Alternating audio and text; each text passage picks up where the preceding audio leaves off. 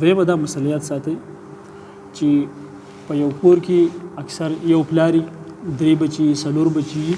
نو دو ګټه مشترکه پلار له ټوله رالیږي او شریکه باندې د دو صحیح خرچه چلیږي ټول په شریکه باندې جدا شوي دي او هر یو بچی د دې سړي مالدار او هر یو بچی سو د دې سړي مالدار او دې صورت کې په هر بچی باندې جدا جدا قرباني ده او که پلار هم مالدار وو نو په دې پلار باندې هم څه ده جدا قرباني ده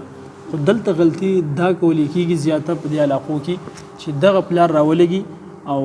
داسې کارو کې چې یا په یو ټل کې یو حصه واخلي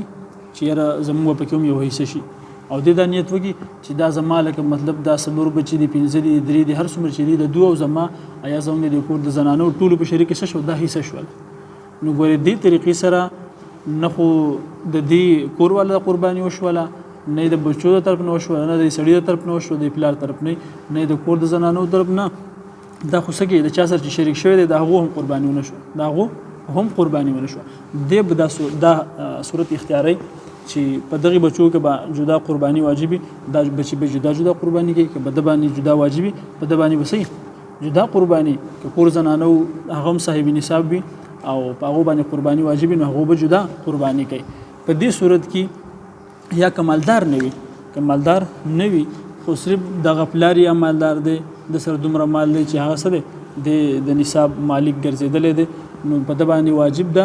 دی به د خپل طرف نه دا قرباني کوي دی به پکې خپل نیت کوي دی د ځان سره ښځه نشي شریک کولی ځان سره بچي هم نشي شریک کولی ځان سره انګوریانې وغیره هیڅوک نشي شریک کولی که په یو ټل کې حصه اخلي او که ځانه چې د جدا ګډه بېزه راولي نو هغې کې به هم صرف د یو تني که د یو زوی د طرف نه کوي نو د هغې زوی باقاعده د هغه تعین به کوي چې دا د هغه د طرف نه د هغه قرباني ده بیا چې کله قرباني حلاله شوه د هغې نه پس د په کور کې مشترکه خوړی شي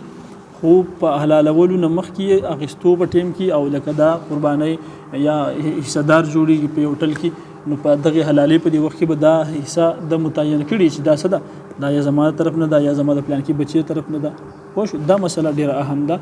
د یوه قرباني یوه حصه د ټولو نه مشترکه نشي کېدی دا به صرف یو تن نه وي هغه به متعین کوي چې دا د پلان کې طرف نه ده